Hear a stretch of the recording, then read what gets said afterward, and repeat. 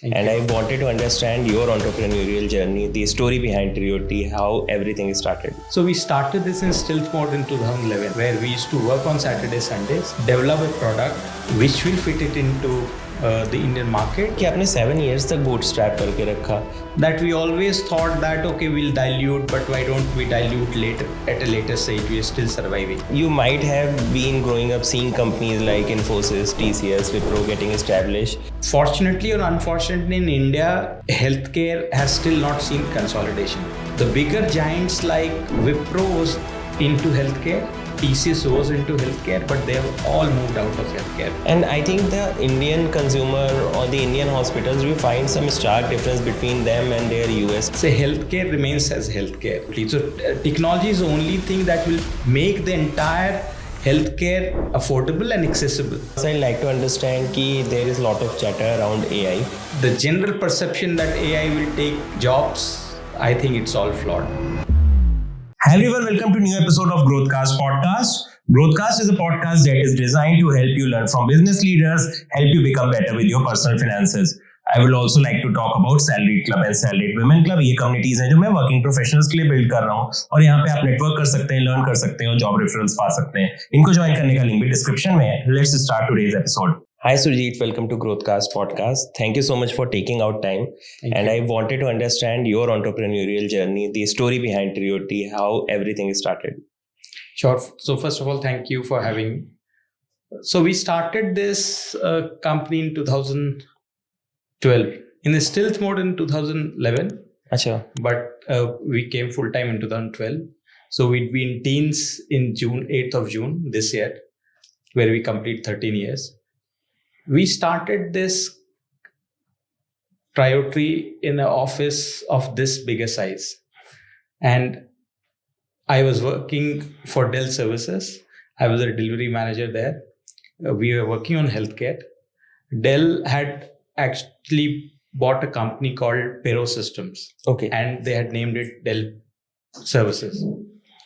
So, I mean, during that time, MNCs give you that flexibility that you can work from home, you can work on weekends and take off other days. So we started this in stealth mode in 2011. Okay. Where we used to work on Saturday, Sundays, and we used to give off to our folks on weekdays so that we can focus more time there. And when we saw that, yes, we could develop a product which will fit it into the Indian market, that's when we all came full time. Now your question of why we started this. So, I mean, I worked in the hospital side. So I worked in Max Healthcare for almost 5 years. Then I went abroad, worked for American Hospital, Dubai, where again in the hospital, in the IT setup. And then came back and joined Dell Services on the other side, which is a vendor side. Right. But we were implementing a product, a US-based product for the entire Max Healthcare chain. And what we realized the challenge was that we are trying to get a US-based product and trying to fit into the Indian setup. So number one, people change, the behavioral change, and the process change. You just can't take the product and fit into this if your processes are not aligned to that. US is sort of mature market in terms of healthcare. And that's when we thought, why don't we start something of our own? So this Make in India thing came into us much before when Modi actually came and spoke about it. And so that was the genesis of why we started this. And today we are here. But आपने start किया services sector में, and services sector is very tough nut to crack because you have to get your first set of clients, that you have to have a great team as well and then deliver as well. So how was your initial journey जब आपने start किया था getting those first set of users, a team in place? Can you walk audience through that? So one of the good things that has happened is the founding member that we have, we still are working. The founders are all part of the same team that used to work. We used to work together in Dell. Right. And we all came and formed this, and all of us are still working together. So that camaraderie, that understanding and those people whom you know, because this journey is tough. There are times where you feel that you want to call it off, and that is when you need this strong support system around you. Someone says, okay, we have done this much, let's try one more day, and then things change. So I mean, the team is the foundation of this. Because I had worked in the hospital for umpteen years, and also in Dell, there are a lot of people who were in hospitals. So our first few clients were all through our referrals. Okay. So they knew that we have started something of our own. They trusted us. They thought that we should be doing a decent job. And that's when they offered us, I'm trying to solve this problem. Would you be able to come and do it? So initial few clients actually came from there. It's important that I also highlight this, that for first 7 years, we're all bootstrapped. Oh, nice. So the first investment that we took was again from friends and families in 2017. So for us, cash flow is important. We were not drawing salaries because, of course, we wanted the organization to grow. So whatever the business that we are getting, we are putting it back into the business to grow it. But the employees, they still needed salaries, and that had to be paid by the clients. So for us, cash flow, to manage those cash flows, these businesses were important. So I'm genuinely very thankful to the initial client that we had. In fact, one of the clients that we onboarded in 2014, one of the premium clients, they're still our client till date. It has become a well-known hospital in India. It's called Rajagiri Hospital down south in Kochi. Right. And they're still our clients. So we are genuinely very thankful to them. You told कि आपने 7 years तक bootstrap करके रखा. So what was the secret sauce behind that? कि investment उतनी जल्दी नहीं थी कि maybe we should be raising funds. In fact, there are two reasons to it. And now I can look back and I can give you a more philosophical answer. But the factual answer is that we always thought that, okay, we'll dilute, but why don't we dilute later at a later stage? We are still surviving. Right. It has impacted our growth to a certain extent, but had we taken the investment earlier, we could have scaled in a bigger fashion.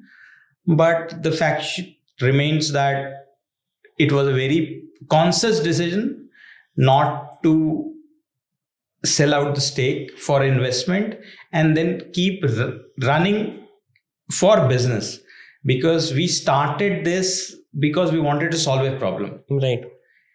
And that was always in the back of our minds, that notion of why we started should not be forgotten. Right. Investment, once you do, it brings its own set of challenges. Right. Yes, you get money. Yes, you get access to resources. But what also you lose is sort of freedom. Right. And the best part about entrepreneurship is freedom. Right. Got it. And you might have been growing up seeing companies like Infosys, TCS, Wipro getting established. So, इनका क्या impact रहा? Was this also one of the driving force that services business can be built and in a sustainable way in India? Yeah. So, I mean, we have developed the healthcare products. So we are a health IT product company, but in India, you have to implement those products through the hospitals. Everybody needs end-to-end support. Correct. So we also believe that we are actually a services company who has got his own product that we are trying to implement. I mean, fortunately or unfortunately, in India, healthcare has still not seen consolidation. Right. The bigger giants like Wipro was into healthcare, TCS was into healthcare, but they have all moved out of healthcare because of being a conservative market or a competitive market, or healthcare adoption or technology adoption or the clinical adoption, so to say, in healthcare has not happened to that extent. Hence, the paying power of the hospitals are not there. Or rather, they would want to focus more on other non-technology investments rather than investing in technology. Right. So, for us, it was the other way around, that there were absolutely no tier one company like Infosys, TCS, Wipro, because they had exited healthcare. And we did not have any pressure of that sort. But post-COVID, things changed. So we always say in healthcare that there is a pre-COVID time, there is a post-COVID time. Because post-COVID, hospitals realize that they will have to invest in technology. Suddenly, one day, there was a lockdown and there was no access to the records of the patients at the hospital. Doctors were also not there. Patients were also not there. They were sitting at home and you have to treat them. Right. And you can only do it using technology. So post-COVID, the hospital started investing into technology, and that has helped us to sort of get more customers, to acquire more customers, to take our solutions to the other parts of the world. Got it. When we talk about technology adoption by hospitals, would you like to talk about your products and offerings and how hospitals in India right now are on their technology journey? क्या चीजें वो कर रहे हैं which are maybe best in class? So, if you look at the entire healthcare, how it has evolved, the healthcare system itself. So earlier it used to be episodic care, means you and me, when we were growing up, when we used to get sick, then we used to go to our family physicians, and there was a family physician or family doctor, and he used to know everything, and for anything and everything used to go to him. But things have changed, and that was episodic care. You only go to hospital when you are sick. Right. That went from episodic care to preventive care. Now it is population health. So what we offer as a health product company is to automate all the business processes of the hospitals. Whether it is a front office, which is more operational or administrative, where you want to take an appointment, you want to take it online, or you want to go to your billing counter, you want to reduce your waiting time, so your queue management is there. So those are more administrative stuff. Then there is more departmental, which is like labs. Now lab, you would not want someone to punch in the reports, because the more manual stuff, right, more time. It is more time, plus it's prone to error. Here we are talking about human lives. Right. So 5.4, if it becomes 4.5, your treatment plan will be different. Right. So that automation also we do, is that the moment sample is drawn and put on a vacuum, you put it in the machine, automatically the machine will send the result to the system and update it. So there's no manual intervention required. Right. Of course, it brings in efficiency, but again, it increases the overall healthcare quality. Then third thing is what we call as the clinical adoption, which is primarily for the nurses, doctors, or anyone associated in the patient care, to document those things into the system. How does it help? Number one, it gives you accessibility. Tomorrow, if you come back, I don't have to remember, because everything is in the system. Number two, because it's in the system, it's not a dumb terminal that you just keep on keying this.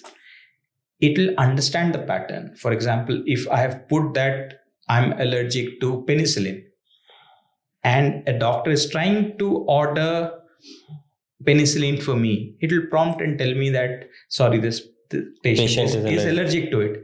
All these small nuances actually elevates the patient care. The quality of care becomes better. Many a times, it's not that someone is trying to do it deliberately. Right. But after all, doctors or the clinical fraternity, they're also humans. That is where we're building all these tools so that they can be assisted with this. If a lady is pregnant, system will automate, and you're trying to order a radiology test. Radiology means, there are risks associated with radiology equipments for a pregnant lady. System will automatically prompt and say that this test be cautious, because this lady is pregnant. Are you sure about this? if you are actually ordering a contrast. So if a contrast is ordered, generally it impacts your kidneys. So creatinine levels will come automatically. Have you looked at these values? Right. So, I mean, all this assistance system does automatically, and the doctor still is in charge of the patient care. But these are the things that we have built. Now, the other thing that has also changed in the entire healthcare ecosystem is the patient's expectation. Right. Whether we like it or we don't like it, and I keep saying this, that healthcare as an industry is not an industry of choice. For me and you, it's not a choice. Right. You and I have a choice not to go out and eat. But with healthcare, we don't have a choice. Right. And in some way or the other, or some time or the other, we all would be patients. So if we would be patients, then healthcare touches all of us. And hence, the expectation also has increased. If I am going to a Max or a Fortis or a Rajagiri or a Hiranandani, and I'm paying 2,000 rupees for a 15 minutes consultation, I expect certain amount of services. Right. Or else, the expectation also is, why should I wait? If the doctor is delayed, I should be notified. Why should I go and ask? Right. Right. If I have to take appointment, why should I call? Why can't I do it on my phone? If the lab results are ready, why should I call and ask? Why can't you send me a SMS saying that your results are ready? And if I am traveling, then how do I look at my results? Why can't it come onto my WhatsApp? Yes, right. So all these, and so the patient expectations has also increased.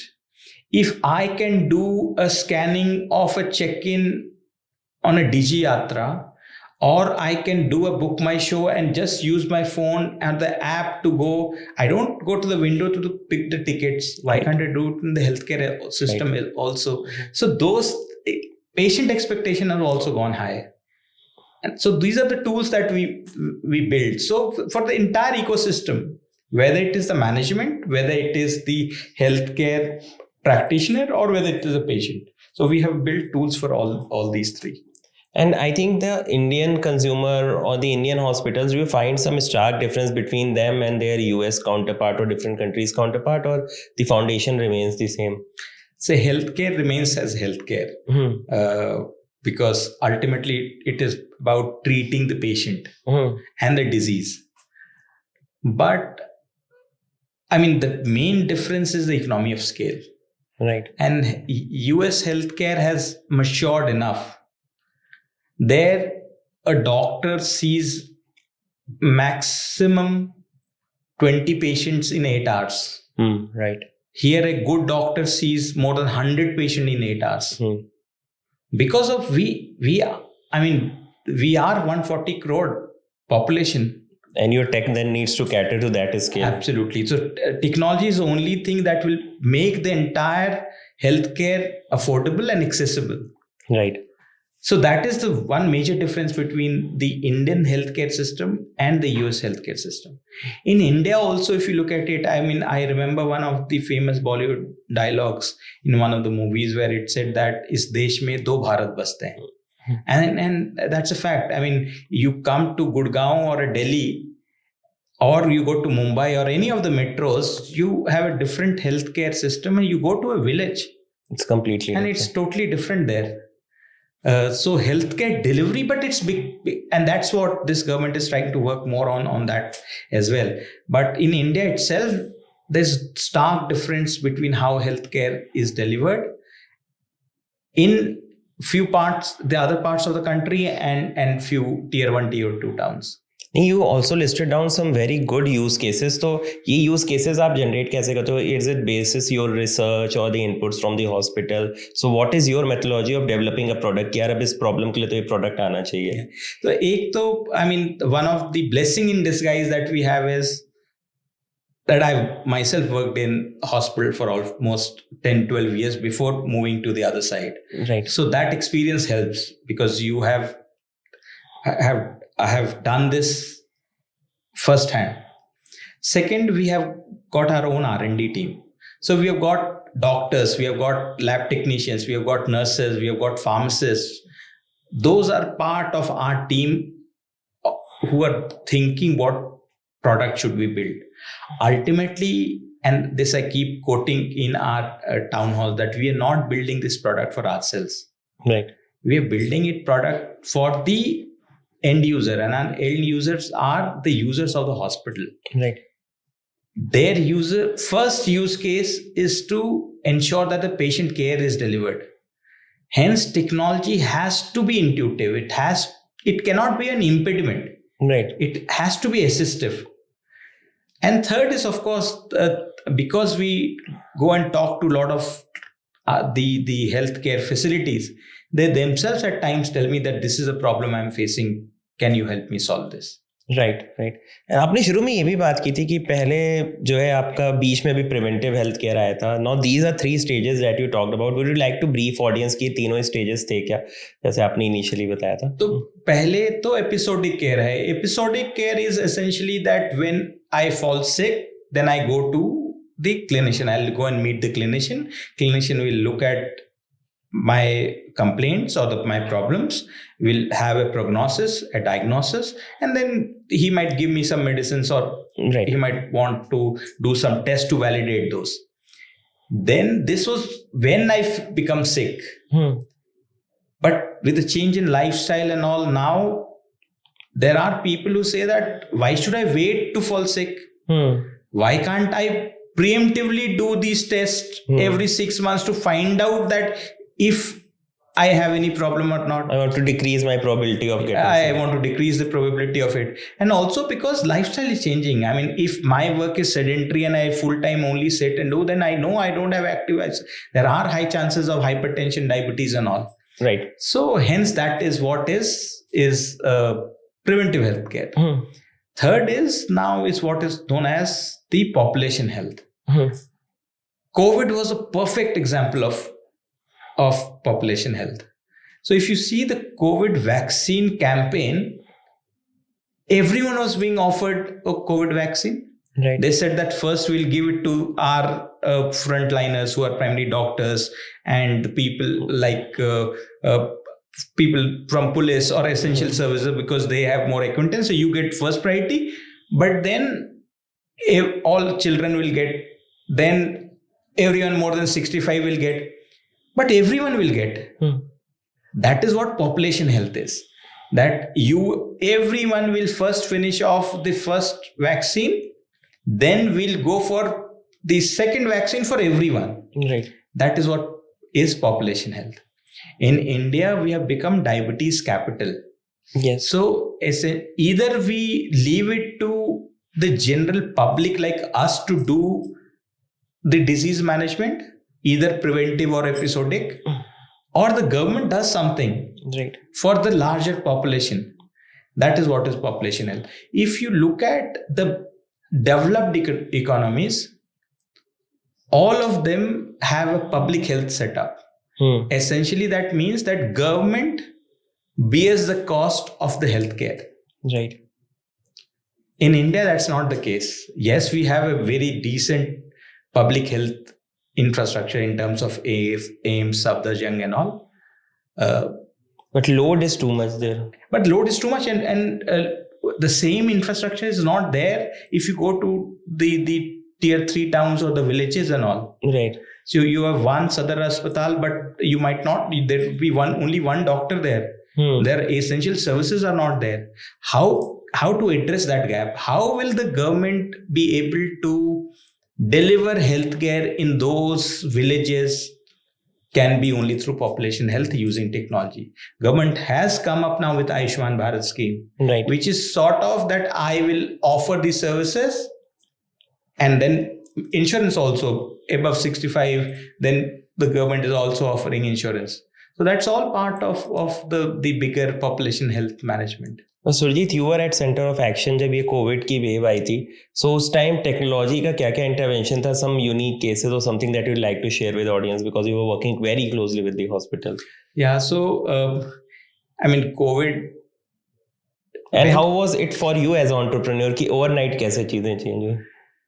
So I mean when COVID came in, all of us were clueless. And I'm sure same was for government, same was for hospitals. They did not know what to do, what were the challenges that we are going to, till when it is going to last. Right. And ditto was for us. And like I told you, we are still bootstrapped, but we had taken some funding in 2017 from friends and families. And in 2020, early 2020 is when COVID struck. So from an entrepreneurship perspective, we are also totally, blacked out, because the hospitals who were primarily our clients, they're all focused on their own challenges. Technology was the last priority there. Right. Only thing that they wanted to do at that point in time was teleconsultation or a video consultation. They didn't want anything else, because they were also struggling to put their own processes in place. Right. So the first wave was only about teleconsultation, video consultations. So, and that's when you see all these companies like M-Finance and there are a few other Practos, yeah. they all evolved. But the second phase, all of us had matured. And same was the case for the hospitals. During that time, they wanted to use technology in a more intelligent way. So I'll tell you. So one of our partner hospitals, what they had done was, there was a mandate that if you want to restrict COVID, you have to stop or minimize human-to-human interaction. So in hospital, otherwise everyone can go everywhere. Right. Primarily the employees. What one of the hospital came up with a unique idea of saying that we'll identify the staff and we'll control his access and using technology. So they did a color-coded badge for the different kinds of employees and said, if you have a blue color, you have got access to all these floors. If you've got a purple color, you get access to only these places. If you've got green, you get access to all these places. And this whole idea was that there is minimum interaction. When I'm not supposed to go somewhere, I don't go. And there we had put some solutions that you just go and scan your QR code, and if you have got access to it, you go inside. Or if you don't have access to it, then you don't go there. So these were a few solutions that we did. For a hospital, there was a visitor management solution that was implemented. And the idea was that there should not be any interaction. Right. So you come, you take your face automatically and you enter your details automatically. You will get a QR code for your visitor pass. You go and put it yourself, go and scan in the camera. If you get access, then you can go inside. If you don't have access, you will not go inside. So the whole idea was to minimize touch. And these are solutions you developed on the go situation ke according. Absolutely, we did. And how big is the team now when you started to till date? So when we started, we were 5 people, and today we are 262 people and counting. That is great. And we are present in 11 countries till date. As of now, we are present in 11 countries.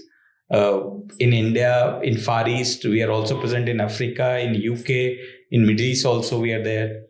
Got it. And if I'll shift gears, I'd like to understand that there is a lot of chatter around AI. So especially what are some of the trends that you are seeing particular to your sector? Yeah, in general, will it be creating more jobs? Will there be efficiency kicking in? Aapka kya overview hai usko lekar? The general perception that AI will take jobs, I think it's all flawed. It has not happened earlier. When we used to have bullock carts and cars came, then we said, yeah, cars have come now, all jobs would be gone. It has not happened. Similarly with AI, it's not that it will take any of the jobs, but the nature of the jobs will change for sure. Whether we like it or we don't, doctors will still remain at the center of the healthcare delivery. Right. And so whatever technology or AI or cognitive computing or NLP that we bring in, it has to be in a nature of being assistive to the clinician so that he can take an informed decision and a better decision using AI or using NLP. There will not be, at least in the healthcare ecosystem, that will not have any solution at any point in time which will replace the doctors at all. That is not going to happen. Doctors would still be needed, but their nature might change. As of now, when the doctors actually go and start talking to the patients, at that point in time, they understand, okay, what are your complaints, what is your symptoms, and then he uses his brain to sort of plan the care.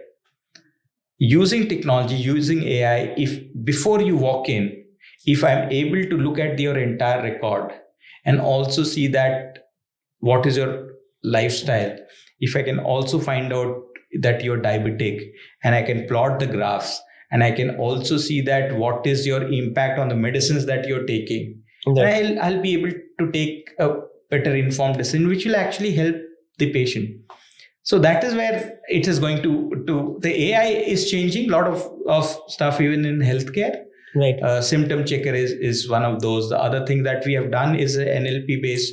That one of the challenges in this healthcare system is you can only run AI algorithms on the data.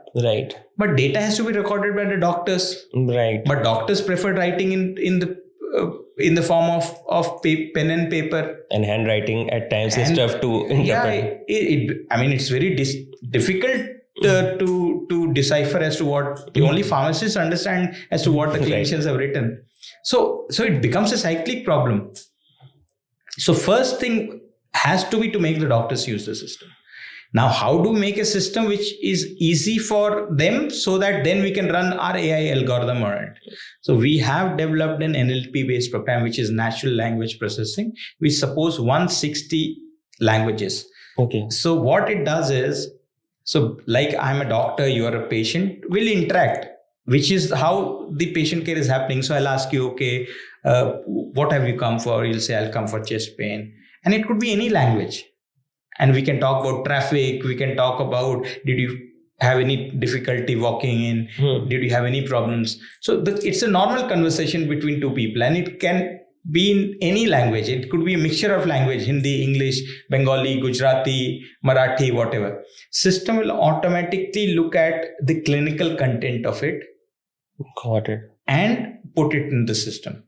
But before it goes and it updates the patient record, it'll just populate everything for the clinician to verify. Because ultimately he's responsible for the care. So again, this use, and we have used NLP and AI for this. We call that as voice AI. So nature has changed now. Work still remains. The decision maker is still the clinician. Got it. I'll shift gear on the personal side. I have final two set of questions. So how you find your work-life balance, and what is your definition of work-life balance? So every month we have an open house.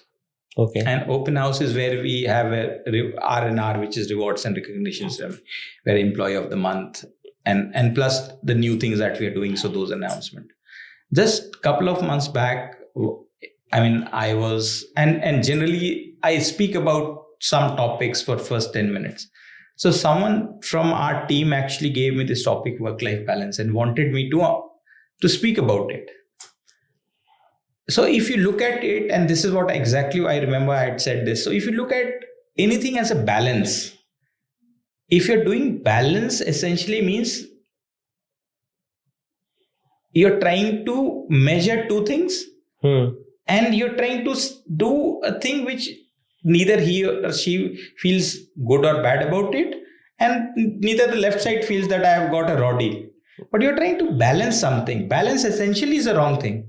It's a negative thing. So I feel that, and I told this with a lot of conviction, that in the last 25 years that I've been working, and of that last 13 years that I've been an entrepreneur, never once I had any Monday blues. And I am saying this with utmost honesty. Because I just love what I'm doing. And if I love what I'm doing, why do I need to balance anything? Right. I'm happy doing this. There have been days where I think that I have to attend it to my family emergency or a family function. I have no regrets doing that. Right. But I'm not trying to, because I have done this, now I have to work 3 days extra to compensate. No. I don't have to do that. Because there's nothing, and it's not this, and it's to each its own. So I'm not saying that if I enjoy working for 12 hours, you should be doing the same, because for you it will be a different thing altogether. Right. So you define what your work is, you define what your life is. My work is my life, and I'm pretty happy doing it. Right. When I'm back to my family, that's my work. Right. So if those 2-3 hours that I spend with my family, that is my work for that time. Right. I'm happy. So I generally feel that this work-life balance is slightly exaggerated. It's, you should follow your passion, and ultimately at the end of the day,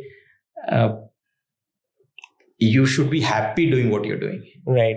If you're not happy doing, then that is when we start seeing that, I have to be in office for 9 hours, then I'll go and enjoy my life. And I remember saying this. So we say that, yes, I'm waiting for Friday. Thank God it's Friday. Right. So are you waiting to live for only those 2 days in the week? Then essentially that's a wrong thing. Then you should try to do something in which you can live for 7 days in a week. Right. So I think it's exaggerated. People should try to find their own peace and happiness in what they're doing. If they're not found yet, they should keep looking. Yeah, keep on pivoting. Absolutely. This brings me to my last question, Surjeet. You are an industry leader, so wanted to understand your words of wisdom for people who are in current era of 2025. We are seeing a lot of things happening in the job market right now. What are your 3 tips that you'd like to share with professionals if they want to build a long, sustainable career? Okay. So I'll say this from an entrepreneurship perspective and also from a job perspective. Right. Okay. See, the dichotomy of life is majority of us want to get a job, but no one wants to start a company. A company is, or an entrepreneurship is an opportunity to create more jobs. Right. So this mindset that I will only do a job, or I'll only, because my family is running a business, so I'll run it, that thing has to go. And also, if you look at the education system in India, what we are taught and what happens in the job is totally different. Completely different, right? Hence, what becomes more important is your own skill and your own attitude. And this is my first suggestion to the entrepreneurs as well as to the people who are seeking jobs or want to excel in their jobs, is that it is the attitude that will make the difference. Your skill with AI, suddenly you might end up doing something else. Right. If you are a coder, the technology that you are coding in, tomorrow it might become obsolete. There will be new technology coming. So you'll have to be, first you'll have to have that attitude of learning. You should have that skill set of being flexible, because things change. Right. And third is, you need to have that learning attitude. That is true for job seekers. That is true for entrepreneurs. Because COVID happened, none of us knew that this is going to come. But we had to pivot. We had to change. We had to learn, unlearn. Right. And you have to be flexible. Thank you so much for your words of wisdom, and thank you for taking out time. It was great interacting with you. Thank you. Thank you. My pleasure. If you like today's episode, then go ahead and subscribe to the channel and let me know in the comment section किस guest को हम next बुलाएं.